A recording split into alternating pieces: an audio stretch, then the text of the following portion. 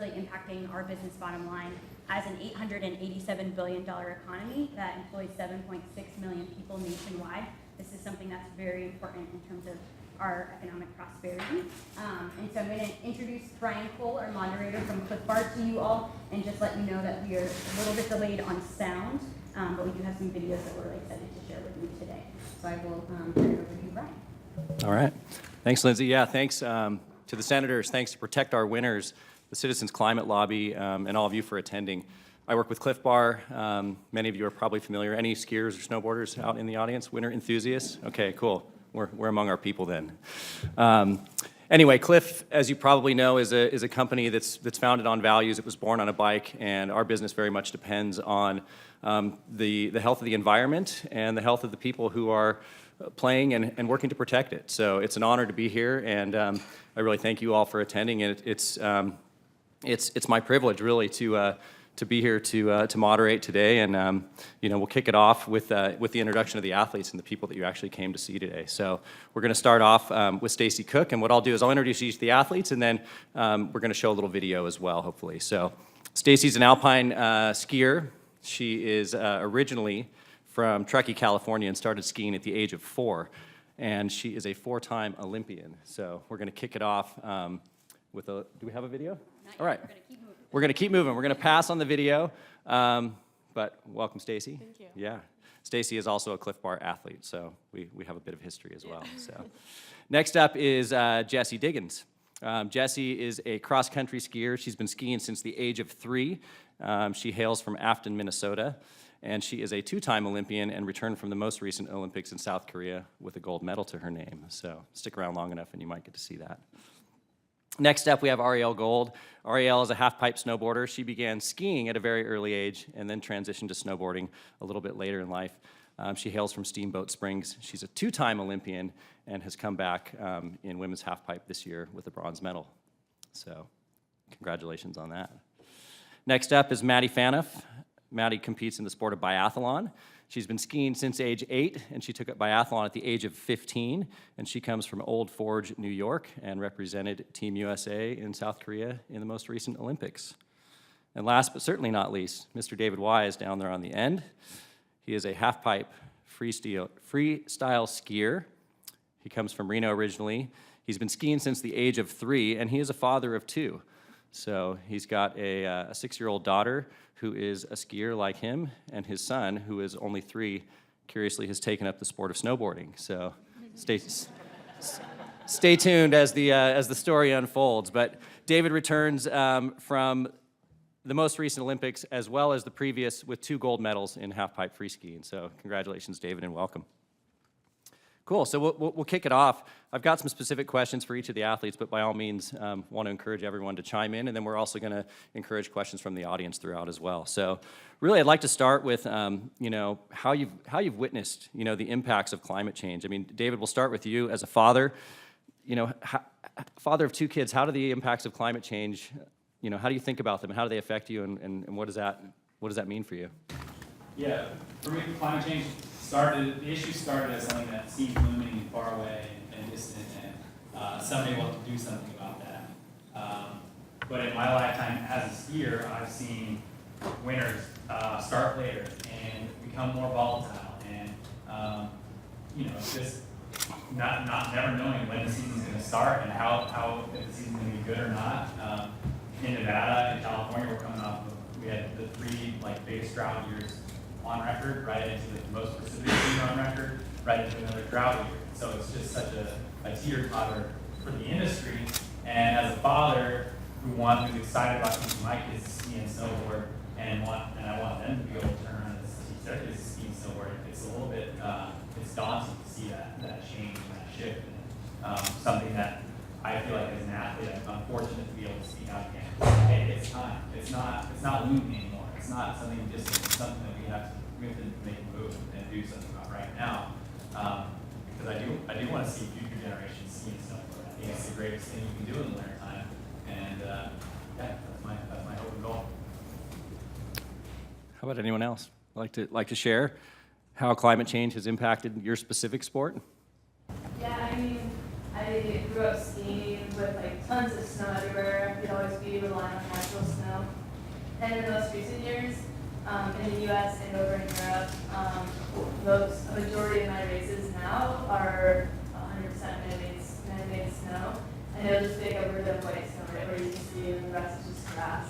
And I always imagined the Alps as like these huge snowy covered mountains and always winter. And I visited the Austrian Alps and also the Italian Alps and in January, mid-January, and there's just grass everywhere. So, I mean, that's what I've been seeing when I travel. And I like hope that in the future the winters will be more snowy, but it won't happen unless we do something about it. So. Great. If you all could hit the green button on your mics when you speak, that'd be great. I've also experienced a lot of climate change in our sport of cross-country skiing. I've been traveling around the World Cup circuit for the past 7 years, and when I first started racing, I remember thinking, wow, we have to race on man-made snow quite a bit.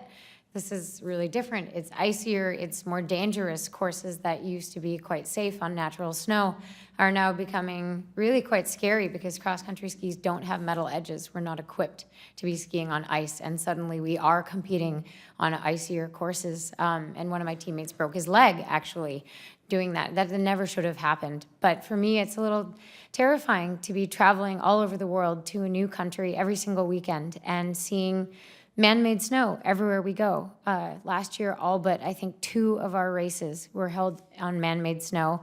It's now a requirement if you want to host a World Cup that you need to have snowmaking capability ready because nobody's counting on natural snow anymore. And I think that's a very clear sign.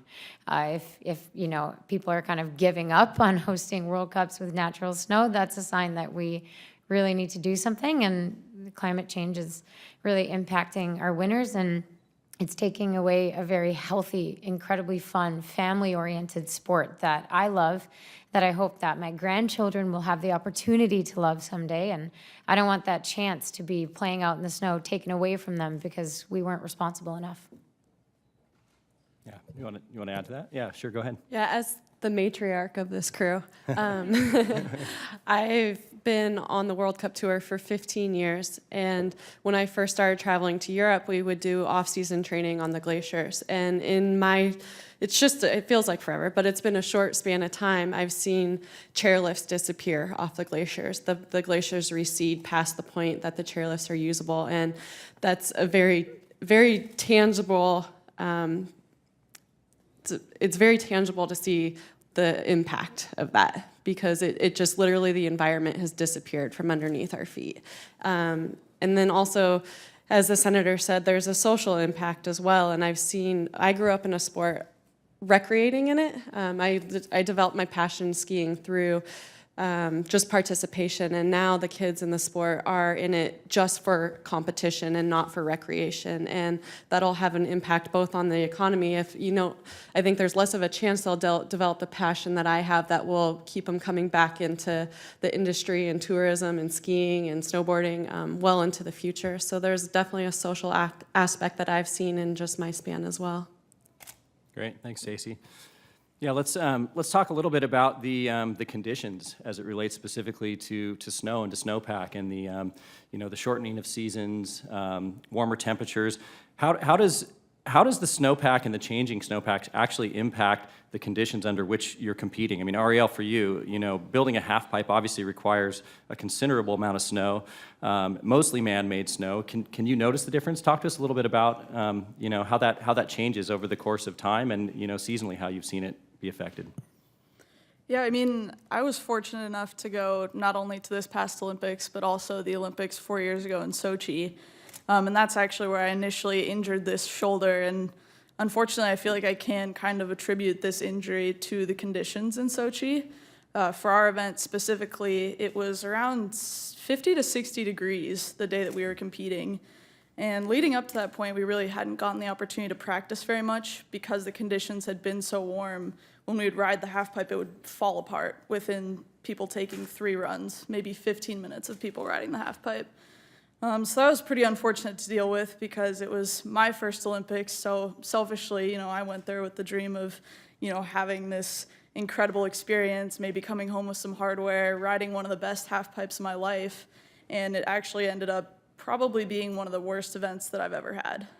They were spraying these crazy blue chemicals all over the half pipe to try and preserve the snow throughout the entire time we were competing. And I actually was reading an article the other day that said that Rosa Couture, which is the mountain that our half pipe contest was hosted at, is the least likely of any of the past Olympic cities to ever be able to host an Olympics again because the snow is receding so quickly. So that's just one of my primary things that I've seen just in my sport in particular. Yeah, for green button. There we go. One of the things that kind of, for me as a half pipe rider, is starting to look bleak is the fact that most of the mountains don't have half pipes anymore. And I can honestly attribute to the fact that I'm a half pipe skier and I do the sport that I love because my mountain that I grew up at had a half pipe. And we noticed, I mentioned earlier that we were coming off one of the best seasons on record as far as snowfall goes. All of a sudden we got a ton of snow in Tahoe and people started building half pipes again. There was 3 or 4 half pipes around Tahoe. There was one in Mammoth, and it was like the good old days. And that was great for me. It was a perfect opportunity for me to train, and honestly I can say that was one of the reasons I was able to be successful this year in Pyeongchang. But it's a little bittersweet because I realized, this is how it should be. This is how I hope that it would be for the future, is that, it's not such an economic, half pipes are expensive to build. They take a ton of snow, they take a ton of man hours. And the resorts, when they're struggling to scrape snow onto the runs just for the recreational skiers, aren't real excited about spending another $100,000 to build a half pipe. So, especially when they have to make it mostly out of man-made snow. So that's another just major avenue that I would like to see, obviously, more snow so that my sport can continue to be not just an Olympic sport, not just a sport that's kept alive because of the Olympics, but something that is kept alive by just the love of skiing and snowboarding. Great. Yeah, to provide a visual to that, 2 years ago, we were at Copper Mountain for the kickoff of the season with the U.S. ski and snowboard team, and they had enough snow to put in a downhill course, but they didn't have enough snow to create a half pipe at the time. It was early season, and it was a slow start to the year.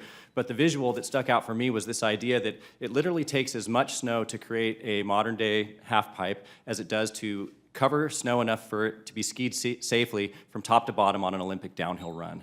So it is a substantial amount, and obviously we're going to hopefully not see that change over time, but it takes a lot to make a good pipe. So,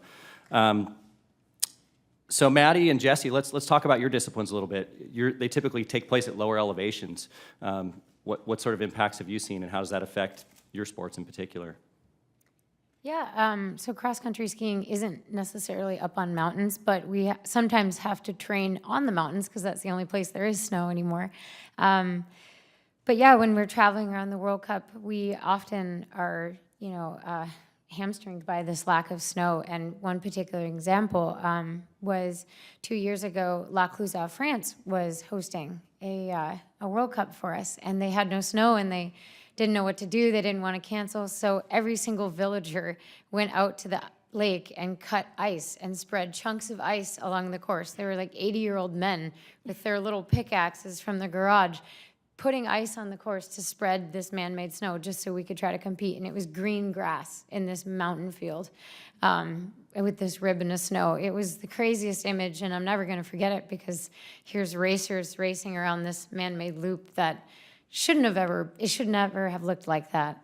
So for us, I'm really worried about the future of our sport because we are at a lot of low elevation. I'm from Minnesota. We don't have mountains, not even close. And when winters warm up and continue to do so, our sport's going to disappear. And it's such a healthy sport. It's such a good way to get families active and engaged with the outdoors and get your kids participating in sports. So it's a little heartbreaking to see the direction it's going. Yeah, the other thing too with biathlon and cross-country skiing is that we have an altitude limit, so we can't race over a certain altitude because it's unsafe. And so if we keep not getting snow at lower levels, then I don't know, we're either going to our sport will be lost, or they'll have to change those levels to higher altitudes, which will be way harder for us to race at. So hopefully that won't be the case, but clearly it might if we have to get higher for the snow. So Great. We'd love to open it up to some questions from the audience as well. If you have questions for any of the athletes individually, or questions on climate in particular. I know many of them did bring their medals, but we'll save that for the meet and greet afterwards. But would love to open it up as well. Yeah. I'm just wondering, what's the, how often does this topic come up among your colleagues when you're at whatever Olympics you were at most recently? Who else is talking about this? How much of a conversation is it? I think it's definitely talked about inside our circle quite often. I would say almost daily. The word that we talk about doesn't necessarily go outside of our circle a whole lot. Like in Sochi for our event, our hill was angled directly at the sun, which is actually rare for northern hemisphere. All of our slopes are north facing, and in Sochi we were just a little bit southeast, and it completely disintegrated the course.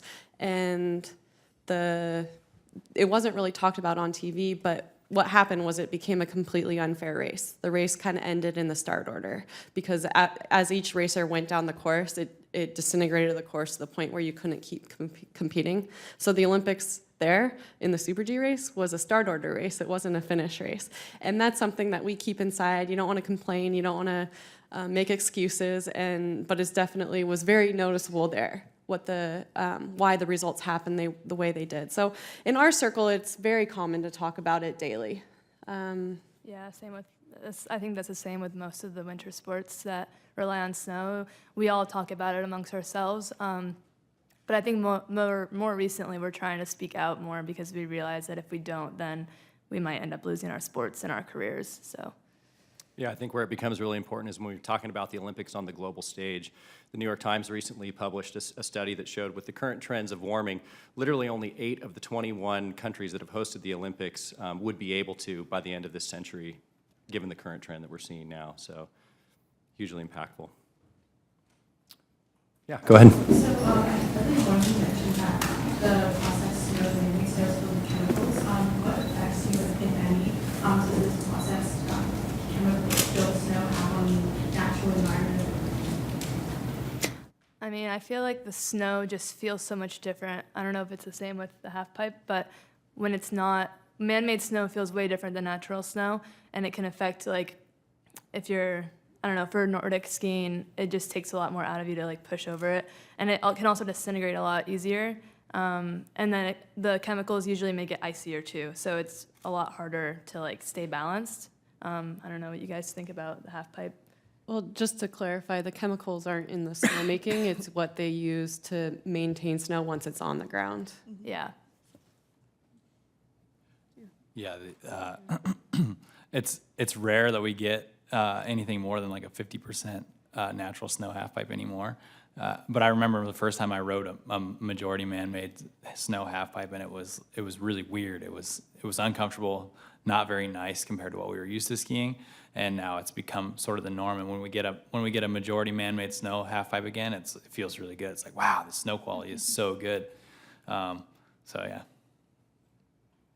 How does it affect the literally the lip of the half pipe or the transition area? Do you notice a difference specifically because you're pushing off, right? You want to describe that process of how you actually are able to do your tricks and maneuvers and what it means to have quality there versus less than? Yeah. So natural snow has a like much stronger chalky tendency to where it can set up without being icy. Whereas man-made snow is almost always either slushy or icy, and that means the disintegration factor on it is way stronger. And if you picture a half pipe, it's a vertical wall, and as soon as the sun hits one side of the half pipe, the natural tendency is for the most vertical part, which is the hardest part to maintain, to start to crumble. And so that snow that crumbles off, I call it sugar. It's like a really rounded. It's not really slush because it's not soft enough to be slush, but it's not really ice either. So it becomes this soft, kind of mushy, uncomfortable substance. Usually piles up in the transition. So you go from the flat part into the transition onto the vertical wall, and that's where that snow kind of builds up. And that's one of the more dangerous areas in the half pipe anymore, because if you overdo a rotation or you underdo a rotation and you come down on edge into that sugar, the tendency is to catch, and then what we call the mouse trap, where you kind of start here and whip your head and shoulders into the ground, as Ariel has some experience with. I mean, I would say just in general, we have a very small margin for error when it comes to where we take off in a half pipe and where we land, which hopefully you guys will be able to see videos and you'll kind of get an idea. But obviously, yeah, having kind of a lack of consistency in the snow quality can definitely change things from being totally in your control to slightly out of it. I just remember in terms of Sochi, going back to kind of the conditions of that half pipe, the flat bottom of the half pipe would get completely destroyed. So when you were riding in between the walls of the half pipe, it was really just a game of trying to stay on your feet, which normally that's kind of an automatic thing for us. We're focusing on what we're doing in the air when we're taking off, because you want to make sure that you're landing on the right spot on the wall.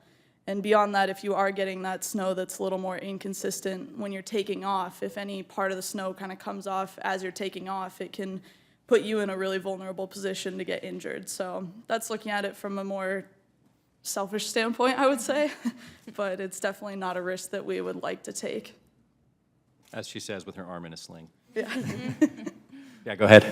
You guys have some really powerful, evocative stories about seeing the effects of climate change, doing it daily with your sports, but most of us don't see it on a daily scale, even on a yearly scale. What are other ways that the international community, the community, or you guys in the community, or you guys athletes or sponsors are planning to use your platform to, tell stories like you told us, saying this is real, it's happening, we see it, but you may not see it today, to make it clear that this is a real thing that needs to be addressed now, as opposed to kind of down the road issue for a lot of people students. I think PAL, one of our hosts, obviously, and a close partner to all of ours, Protect Our Winners is doing a great job really leading the front in that way, bringing the influence of athletes to the global stage to actually, talk about some of these issues. And they've really stood out as a leader with other major groups who are trying, and they're starting to make efforts as well, from the NBA to the NFL and other, more or equally as mainstream as the winter sports community, to use that platform and encourage people to talk about it and start to think about solutions in ways that everyone can participate in the dialogue. And I really commend PAL for taking the lead on that and setting an example that's been huge for the entire sports community. How do you think that you can work with the Summer Olympic athletes in kind of promoting change and more awareness of climate change going on? I think they're impacted by this as well, because as we lose winter and our climate could shift, things are going to get hotter as well, and that becomes dangerous for them when they're competing in hot climates that are getting hotter and drier with more heat spells. That can also be a serious negative consequence for our counterparts in the summer games. So I think it's in everyone's best interest to keep having 4 seasons and to keep our climate stable, because you don't have a plan B. This is it. Ms. Gold, you mentioned that you think that your arm injury might have been related to the lack of snow in Sochi. Could you explain that a little bit more? I would say that mainly the reason that I would say that is because of the lack of practice that we had.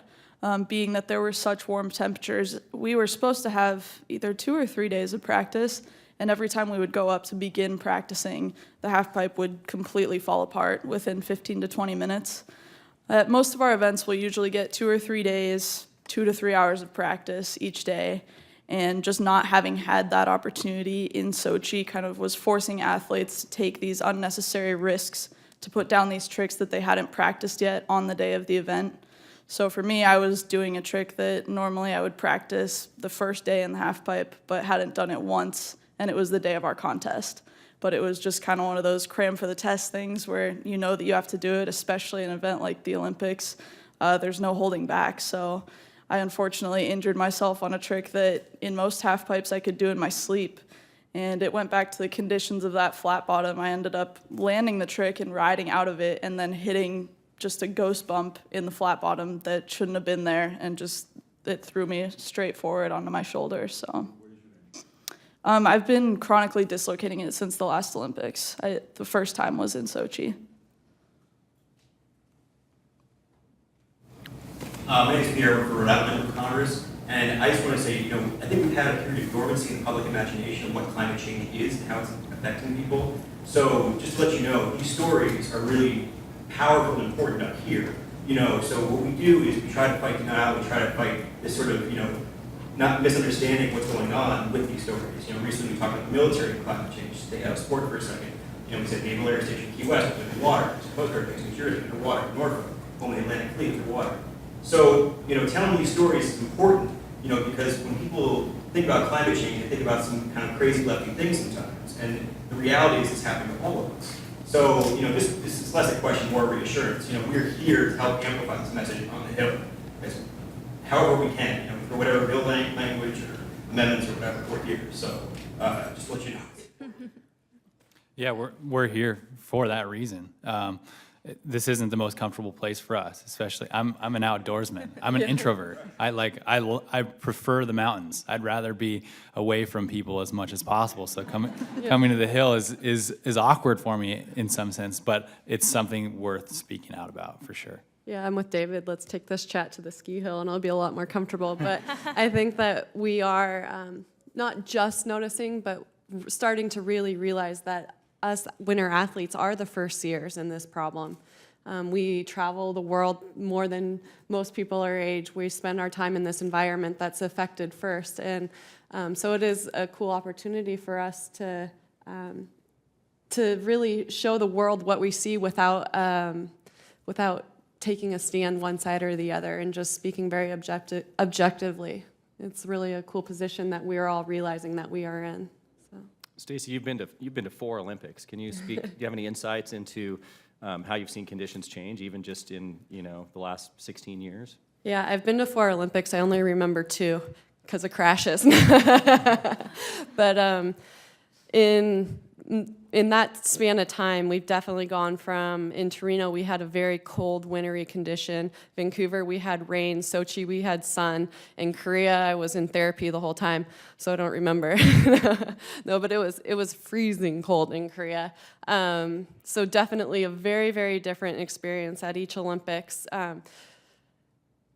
In those 4 Olympics, I think I'm really lucky that they've been on 4 different continents, really, and so I've been able to see a lot of the world in a very unique perspective, and I would say that was the biggest gift that the Olympics has given me in this regard, is seeing the change, is just being not noticing the change in one place, but noticing it around the world and how each place has their own little battle.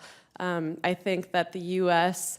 we're probably slow in this battle. Our conditions are slightly more reliable than other places that I've been, to be honest, which is great for the future of U.S. Winter Olympics, because that it's going to be taken away from the Europeans first. But but no, and just joking about that. But it's more obvious in a lot of other places that we go than it is right here on our doorstep, and that's scary for our future too.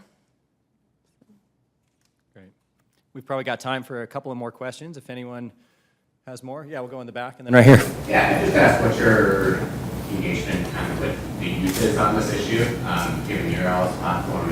I grew up in Minnesota too, and I remember, I feel like my high school years were like the first years cross-country skiers maybe got a race or 2 in because there wasn't enough snow most of the years. And I'm just curious what your kind of engagement with the youth is in terms of talking about this issue. Yeah, I'm fortunate enough to get to speak at a lot of high schools and elementary schools, and I guest coach a lot of skiers. And it's really hard because I'm seeing them train so hard and work so hard towards their sport and never have the chance to compete until maybe February now on natural snow, because there isn't snowmaking everywhere. We're very fortunate in that our competitions, because they're Olympic sports and we're racing at the World Cup level, they will usually make snow for us. But most high school kids don't have that same opportunity. So, as I've been engaged with a lot of the high school and club communities in the ski world, it's been really interesting seeing how hard they work and how on the one hand, they get incredibly inspired by the Olympics, and on the other hand, it's depressing because they're saying, well, we're working so hard, what are we working towards? Will we even have a future in our sport? Will we have winter in 20 years when, these 10-year-olds are looking to try to be winning Olympic medals? So I think we're almost like your canaries in the coal mine because we see it happening first all over the world because we're directly impacted by it, but it really affects everyone at every level. Yeah, I'll give another plug for Protect Our Winners here in that they've created a program called Hot Planet Cool Athlete, and specifically what Hot Planet Cool Athlete is takes this platform through the members of their Riders Alliance, which are these professional ski and snow sports athletes, and they take them into middle schools and high schools, and they're talking literally to the students about climate change through the lens of sport, and that's a really approachable way for students to engage with the dialogue, but also to apply some of what they're learning in school from the science side with something that they can get behind from a place of passion. It's a really great program. Yeah, I've done a lot of those. And it really opens the eyes to the kids because they don't realize like what's happening, especially when they're really young. So it kind of like emphasizes that they also have an impact. And so I would get a lot of questions from like little second graders being like, well, why isn't anyone helping then? And it's so heartbreaking, but it's good that they're like realizing that it's an actual thing that's going to affect them. So hopefully our future generations will also be fighting against climate change. So. Great, yeah. Yeah, sir.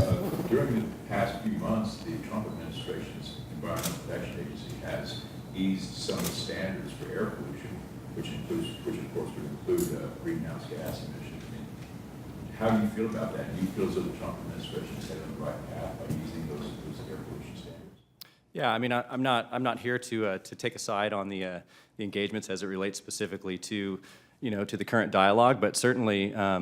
As a group and a community that's committed to the health of the environment and representing Cliff Bar that believes in protecting the places we play, we're concerned. And I'll leave it at that. Yeah. As a lifelong ski bum, part-time Senate staffer, I have two quick questions, sort of more on the personal side, and then one more on the professional side. The first would be for all of you guys, what is your favorite place in the world that you have skied either recreationally or competitively? Two would be if you're spending a day on the mountain outside of training recreationally, how would you spend most of your day? Whether it's big mountain, trees, backcountry, whatever. And then on the professional side, can any of you talk a little bit about the local economic development that you've seen centered around the winter sports industry? Okay, now you're talking about things that we're comfortable with. One of my favorite places is obviously skiing at home because I know that mountain so well. I know where to go at all times. So in Mammoth Mountain, California. Foreign skiing is probably Chamonix, France. It's amazing there. It puts you so up close and center in the glaciers. I would recommend it to anyone in their lifetime. It is so cool to ski. The Vallée Blanche up the Guy de Midi. It's a tourist tram that goes out, and it's so rad. And I've become passionate about being outside. That's where I spend my day. So anything outside, biking, hiking, backpacking. I even do a bit of hunting. I know that doesn't really fit in this generalization, but I am an outdoors person. So anything that keeps me outside is I'm involved with. And what was the last one? The professional one? What was the boring question? What was the boring question? Winter sports and ski industry impacts local economies. Okay. In the places that you I live in a small town in the Eastern Sierras, so we're very, very dependent on tourism. And there is a direct correlation to the amount of snowfall to skier visits. I can get all nerdy on you. There's a positive 0.6 correlation coefficient with skier visits to snowfall in inches. So that's kind of interesting. We very much rely on snow coming down to bring people into our town, and that's for restaurants, for skiing, for lodging, it very much affects our local economy. And I think that we have, Mammoth, I always say, is the most emotional town I've ever seen, because if we get skier visits, everyone's riding high, and if we don't, then it's like the very depressing place sometimes, because we're like an island, and that emotion feeds throughout the whole town, and you really feel it. I've seen the snow sport industries impacted quite a lot wherever I am in the world. One of my favorite places to ski is Caesaraume, Italy, and they have hundreds of kilometers of cross-country trails up in the mountains. They kind of go across the alpine trails. It's a beautiful area. And we used to train there after the Tour de Ski every year, and last year we didn't, because the year before they only had a man-made 2-kilometer loop. Out of these hundreds of kilometers of trails, they had 2 kilometers of man-made. And so we've stopped going, and all the industries there, you know, the ski shops, the restaurants, the hotels, they're all suffering because no one's coming anymore because there's no snow. And so they're all, you know, they're losing jobs because of it. So it's an interesting thing. I think we don't always talk about climate solutions and job creation, but in this case, it's helping people keep their jobs, because I've known a lot of different owners of ski shops, and they're all really worried because, you know, they don't have job stability anymore, because people aren't buying skis when there's no snow, and people aren't buying lift tickets when there's no snow. That climate study I referenced earlier, in a low snow year, they estimate that about 17,400 fewer jobs exist in a low snow year within these snow sports communities, which is the equivalent of a revenue loss of around $1 billion. So pretty substantial impact. That is in the U.S., yeah. I've seen they made some really good comments about on the local level, but us up on this panel, we're all professional snow sports athletes, and I've seen it impact my personal economics vastly, because I mean, the reality is I get paid by companies who are providing products for skiing and snowboarding, and when the climate is not when the seasons are shorter and less people are buying gear, that directly impacts me, because when it's contract negotiation time, all of a sudden the budgets are a lot smaller. And so I think it's a good thing to comment on, is the fact that global warming is it's already impacting us all economically, and it's going to continue to do so. So it's not just about saving the environment anymore. It's also about saving our economy as well. All right, thank you. Thank you all. I'm gonna pass it back to Lindsay here from Protect Our Winners, who's going to introduce our honorary host, and then we'll take it from there. All right, thank you all for coming. We're definitely going to do a meet and greet after, and we will play some of those runs from the Olympics for you. But right now, we wanted to recognize Senator Michael Bennet from Colorado, one of our honorary co-hosts, to speak. Welcome, 5%. This is favoritism. Good, how are you? Complete favoritism. Fine with me. I wish my daughters were here to meet you. I will tell them this. Some other time.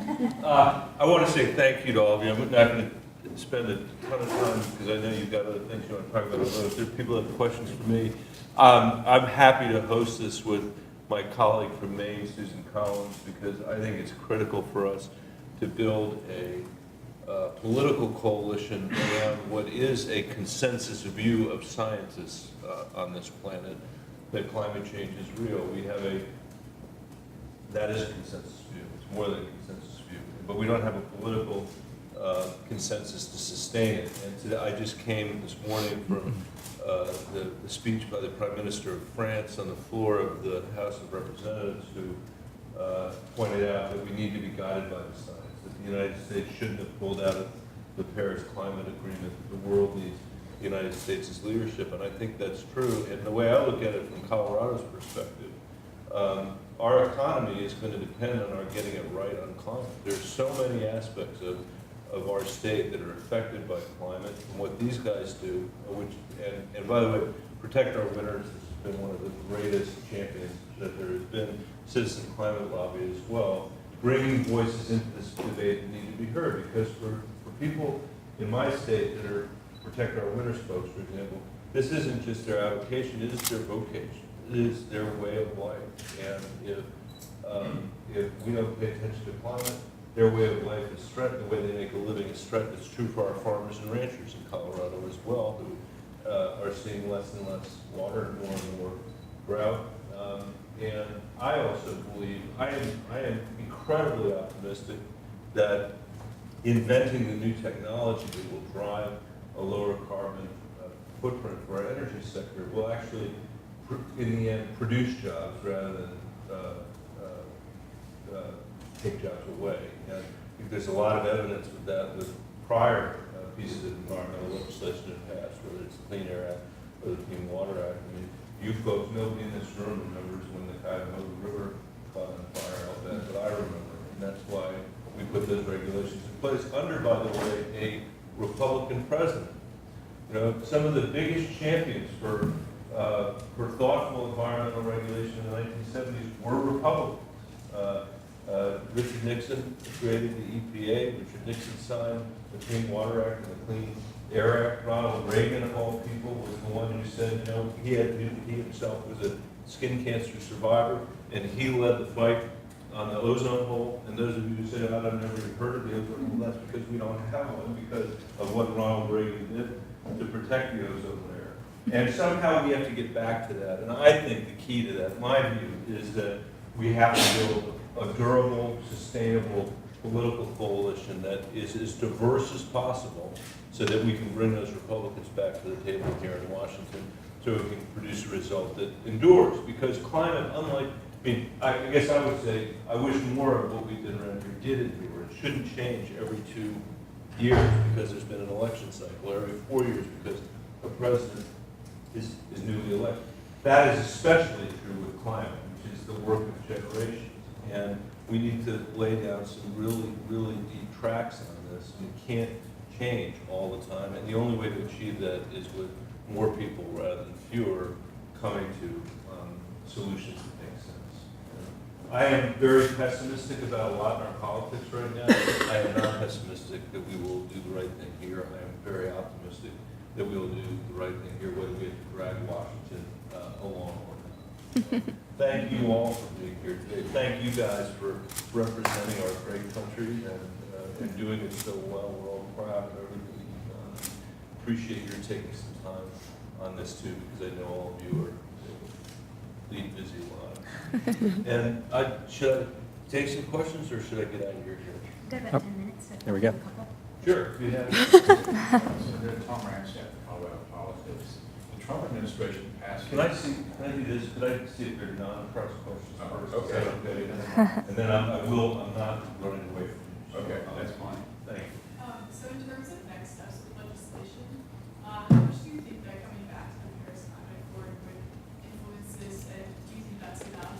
And if not, what more is kind of on the table? No, I don't think it's enough. I think that I think we need to do that because, as I said, I think our country is used to leading in international conversations like the Paris Accord.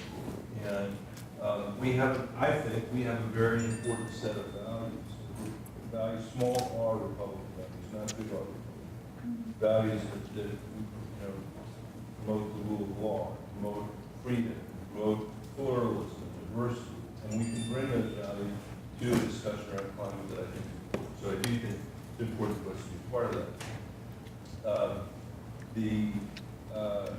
We still have a tax code that subsidizes the existing fossil fuel industry and not as predictably newer forms of energy. So I think there's more that we can do there.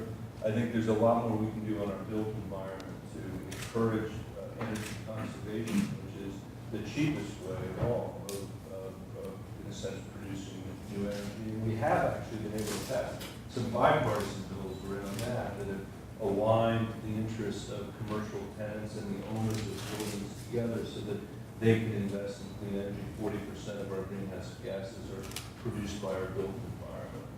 In the immediate term, I think what we should do is try to figure out if we can persuade the president not to change the fuel efficiency standards on our cars that are being produced in Detroit. That is not helpful from a climate perspective, and I also believe it will make our auto industry less competitive and not more competitive. I was just with a European ambassador who was saying, nobody here really wants to buy your cars because they're not efficient as it is. Well, we should be addressing that by having policy that helps with that rather than hurting it. And finally, I'd say, I think there's a lot we can do at the state and local level to move the ball forward while this place is trying to sort itself out, or while you're trying to help sort this place out in probably better ways.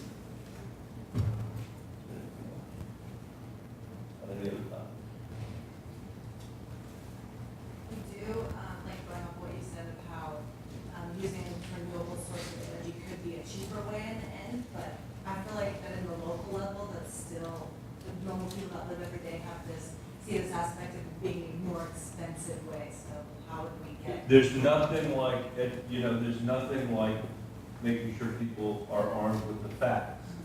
And there are interests that have an incentive to obscure the facts. But I think it is changing on the ground. Look, the price of solar has gone like this in the last decade, literally like this. I've never seen a curve like that. That is the curve. The cost of wind has gone like this. The last procurement efforts by Xcel Energy, my utility in Colorado, they couldn't believe the pricing they were getting. It was wind, solar, and storage as well. It was out competing coal. I was just with you're from Steamboat, right? Mm-hmm. With a local electrical co-op on the west, what we call the western slope of Colorado 3 weeks ago, and they are saying we want to be able to commit to two things to get people to come here and live.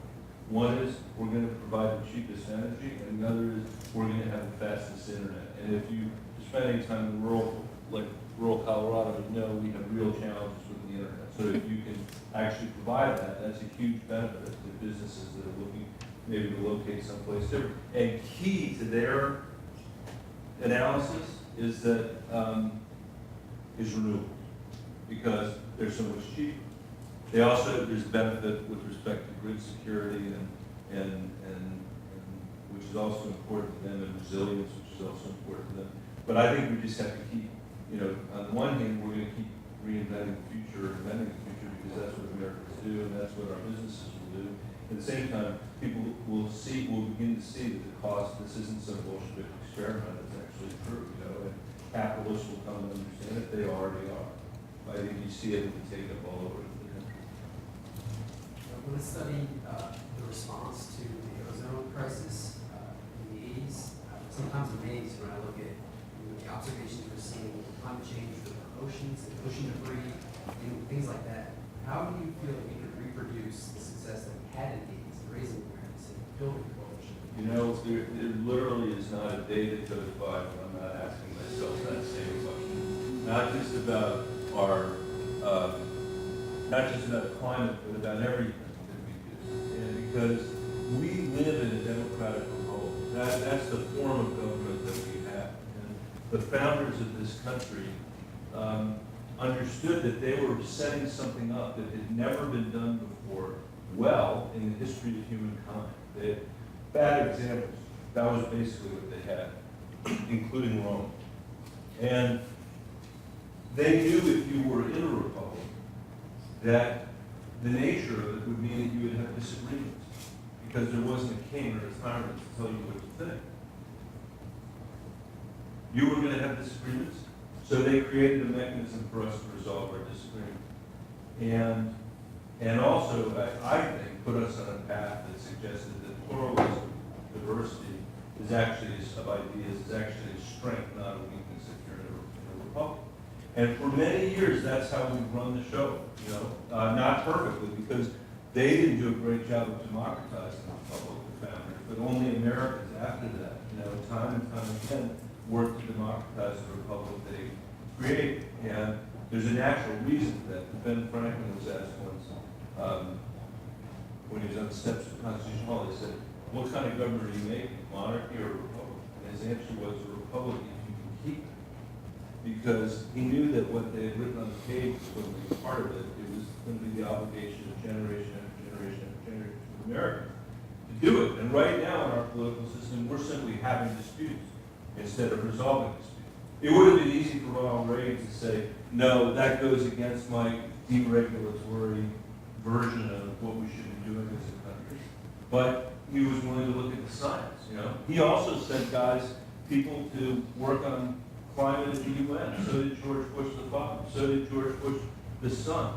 And so there's been a massive change on this issue, and a lot of it, unfortunately, has to do with the way we finance our political campaigns. So the decision that was made in Citizens United, which opened up the ability of people with means to give as much money as they wanted to completely unregulated super PAC, is an explanation why a whole bunch of people here insist that climate change isn't real and that humankind isn't contributing to it.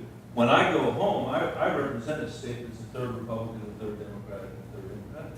It's challenging sometimes, but I wouldn't have it any other way. And Republicans at home believe climate change is real and that humans are contributing to it. There's disagreement sometimes about what we should do about that, but that's the nature of living in a republic, because you're going to have this disagreement. And we have to find a way to do the transition in a way that doesn't create enormous harm, and I think we can do that. I have a bill, the Coal Communities Bill, for example, that recognizes the disruption that's being caused in our coal communities and tries to, in a modest way, deal with that transition that's going to happen. So don't give up is the only thing I would say by way of getting at it. Don't give up, because the decisions that we are mostly not making around here, you don't have to worry too much about we are making, because we're not making that many decisions. But ones that we're not making are in many ways much, much more important to your generation than they are to my generation, because we're going to be exiting the stage, and we need you, now. I was meeting with the president of one of our most famous universities a couple weeks ago, and I asked her, she'd gone to school in the 1960s, to college, and I said, tell me about your students now, tell me about what it felt like to you. And she said, we believed in 1968 that our country needed us, that our country would be saved by us, that the direction we were on was the wrong direction. We had to fix it, and only we could help. And I actually feel it's exactly the same way about your generation. And I hope you guys will feel that way about the responsibility that you have to keep the republic, because there is nobody else who's going to do it. You got to do it. And I'm happy to support you. Thanks for having me. Yeah, thank you very much. You probably have more than you wanted for that last question, but every day. Tom, working press. We're actually gonna Take that stuff. yeah. Great. Yeah, we're actually up against our time wall here, but we're gonna do a quick meet and greet with the athletes. Want to thank you all for coming, and yeah, we've got just a few minutes, so we'll wrap it there and come on up and say hello.